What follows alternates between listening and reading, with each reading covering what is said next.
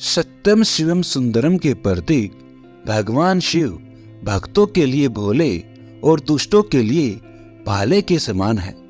भोले भंडारी भगवान शंकर इतने दयालु हैं कि अपने भक्तों के कल्याण के लिए कभी नौकर बन जाते हैं तो कभी भिखारी का वेश धारण करने में भी जरा सा संकोच नहीं करते हैं। भगवान भोलेनाथ के भक्त प्रेम को दर्शाने वाली एक सुंदर कथा इस प्रकार है। प्राचीन काल में दक्षिण भारत के मीनाक्षीपुरम के राजा के दरबार में सोमदत्त नामक एक अत्यंत निपुण गायक था। राजा उसे बहुत सम्मान देते और राजसी वैभव से रखते थे। इस बात से अन्य दरबारी गायकों को सोमदत्त से बहुत ईर्ष्या होती थी। एक बार किसी दूसरे राज्य का एक प्रसिद्ध गायक इस उद्देश्य से मीनाक्षीपुरम आया कि सोमदत्त को गायन प्रतियोगिता में हराकर स्वयं राज दरबारी गायक बन जाए। वीडियो में आगे जाने से पहले कृपया करके इस वीडियो को लाइक और हमारे इस चैनल को सब्सक्राइब करना ना भूले। वह गायक राजा से मिला। राजा ने अगले दिन का समय प्रतियोगिता के लिए निश्चित किया और घोषणा की कि जो भी गायक प्रतियोगिता में जीतेगा उसे राज दरबारी का पद दिया जाएगा और दूसरे गायक को दंड दिया जाएगा। दूसरे राज्य से आने वाले गायक की गायन कला में निपुणता की बहुत अधिक प्रसिद्धि थी। सोमदत्त भगवान शिव का अनन्य भक्त था।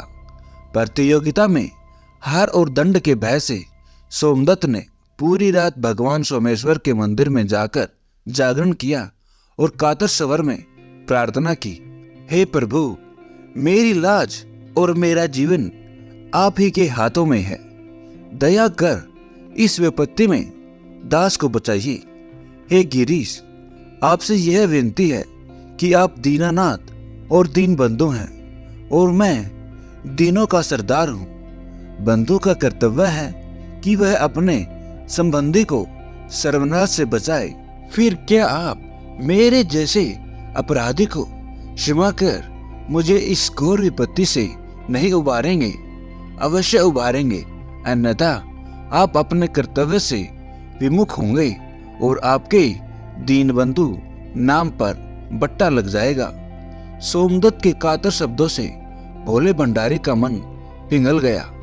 अगले दिन प्रातः ही भगवान शंकर फटे पुराने वस्त्रों में एक भिखारी का रूप धारण कर दूसरे राज्य से आने वाले गायक के शिविर में पहुंचे और जोर से आवाज लगाई, नारायण हरि।